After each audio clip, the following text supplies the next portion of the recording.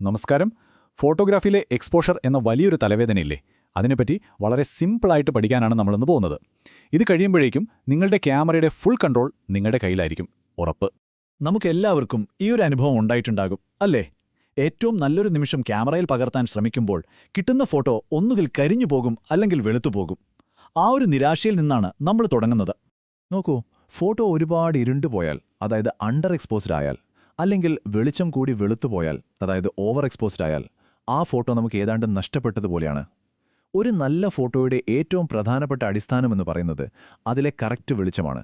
ഇതിനെയാണ് നമ്മൾ എക്സ്പോഷർ എന്ന് വിളിക്കുന്നത്.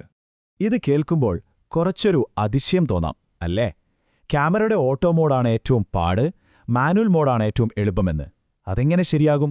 നമുക്കൊന്ന് നോക്കാം. ശരി, അപ്പം നമുക്കിതിൻ്റെ ഏറ്റവും അടിസ്ഥാനപരമായ ഒരു തത്വത്തിലേക്ക് കടക്കാം. Exposure triangle.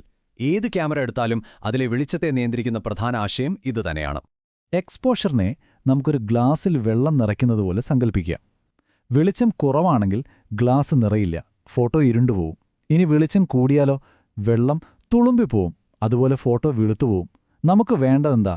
ആ ഗ്ലാസ് കറക്റ്റായിട്ട് നിറയണം. ഈ 3 കാര്യങ്ങളാണ് എക്സ്പോഷർ ട്രയാങ്കിളിന്റെ 3 വശങ്ങളെന്ന് പറയുന്നത്. ഇവ ഓരോന്നും വെളിച്ചത്തെ ഓരോ രീതിയിലാണ് നിയന്ത്രിക്കുന്നത്. നമുക്ക് ഓരോന്നായിട്ടൊന്ന് വിശദമായിട്ട് നോക്കാം. അപ്പോൾ അപ്പർച്ചർ തീരുമാനിക്കുന്നത് എത്ര തീവ്രതയിൽ വെളിച്ചം അകത്തേക്ക് വരണമെന്നതാണ്. നമ്മുടെ വീട്ടിലെ പൈപ്പ് കൂടുതൽ തുറന്നാലേ വെള്ളം ശക്തിയായിട്ട് വരും, കുറച്ച് തുറന്നാലോ പതുക്കെ വരും. അതേപോലെ തന്നെ അപ്പർച്ചറിന്റെ ഏറ്റവും വലിയൊരു പ്രത്യേകത അത് വെളിച്ചം മാത്രമല്ല നിയന്ത്രിക്കുന്നതെന്നതാണ്. അത് ഡെപ്ത് ഓഫ് ഫീൽഡ് എന്ന് പറയുന്ന, അതായത് ചിത്രത്തിൽ എവിടേക്ക് ഫോക്കസ് വേണമെന്ന് തീരുമാനിക്കുന്ന ഒരു പ്രധാന ഘടകമാണ്. f2.8 പോലെയുള്ള ചെറിയ നമ്പറുകളെന്ന് പറഞ്ഞാൽ വലിയ അപ്പർച്ചറാണ്. അതുപയോഗിക്കുമ്പോൾ നിങ്ങളുടെ സബ്ജക്റ്റിൽ മാത്രം ഫോക്കസ് ചെയ്ത് ബാക്ക്ഗ്രൗണ്ട് നല്ല ഭംഗിയായിട്ട് ബ്ലർ ചെയ്യാൻ പറ്റും. പോർട്രേറ്റുകൾക്കൊക്കെ ഇത് അടിപൊളിയാണ്. അപ്പർച്ചർ വെളിച്ചത്തിന്റെ ശക്തിയാണ് നിയന്ത്രിക്കുന്നതെങ്കിൽ ഷട്ടർ സ്പീഡ് നിയന്ത്രിക്കുന്നത് വെളിച്ചം എത്ര സമയം സെൻസറിൽ പതിക്കണമെന്നതാണ്. അതായത് നമ്മുടെ പൈപ്പ് എത്ര നേരം തുറന്നു വയ്ക്കണമെന്ന് തീരുമാനിക്കുന്ന ആള്. ഇതാണ് ഷട്ടർ സ്പീഡിന്റെ ഒരു മാന്ത്രിക വിദ്യ. നല്ല ഫാസ്റ്റ് ഷട്ടർ സ്പീഡ് ഉപയോഗിച്ചാൽ പറന്നു പോകുന്ന ഒരു കിളിയെ പോലും നമുക്ക് ഫ്രീസ് ചെയ്ത് നിർത്താം. എന്നാൽ സ്പീഡ് കുറച്ചാലോ വെള്ളച്ചാട്ടത്തിലെ വെള്ളം പുക പോലെ നല്ല മനോഹരമാക്കാം. ഒന്ന് ചലനത്തെ മരവിപ്പിക്കുന്നു, മറ്റൊന്ന് ചലനത്തെ ഒരു ഒഴുക്കായിട്ട് കാണിക്കുന്നു. നമ്മുടെ വെള്ളം നിറയ്ക്കുന്ന ഉദാഹരണം പൂർത്തിയാക്കണ്ടേ?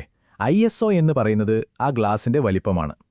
കുറഞ്ഞ ISO ഒരു വലിയ ഗ്ലാസ് പോലെയാണ്. അത് നിറയാൻ കൂടുതൽ വെളിച്ചം വേണം. അതേസമയം ഉയർന്ന ISO ഒരു ചെറിയ ഗ്ലാസ് പോലെയാണ്. അത് നിറയാൻ കുറച്ച് വെളിച്ചം മതി. അതുകൊണ്ടാണ് വെളിച്ചം കുറവുള്ള സാഹചര്യങ്ങളിൽ നമ്മൾ ISO കൂട്ടുന്നത്. പക്ഷേ ഇതിനൊരു മറുവശമുണ്ട്. ISO ഒരുപാട് കൂട്ടുമ്പോൾ ഫോട്ടോയുടെ ക്വാളിറ്റി കുറയും.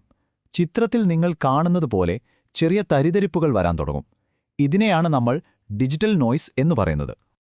അപ്പോൾ ഇത്രയും കാര്യങ്ങൾ കേട്ടപ്പോൾ കുറച്ച് സങ്കീർണമായി തോന്നുന്നുണ്ടോ? വിഷമിക്കേണ്ട, ഇതെല്ലാം എളുപ്പത്തിൽ എങ്ങനെ നിയന്ത്രിക്കാമെന്ന് നോക്കാം. പ്രൊഫഷണലുകൾ ഉപയോഗിക്കുന്ന ഒരു സിമ്പിൾ രീതിയിലേക്കാണ് നമ്മൾ കടക്കുന്നത്. നിങ്ങൾ മാനുവൽ മോഡ് പഠിച്ചു തുടങ്ങുകയാണെങ്കിൽ ഇതാ ഒരു എളുപ്പവഴി.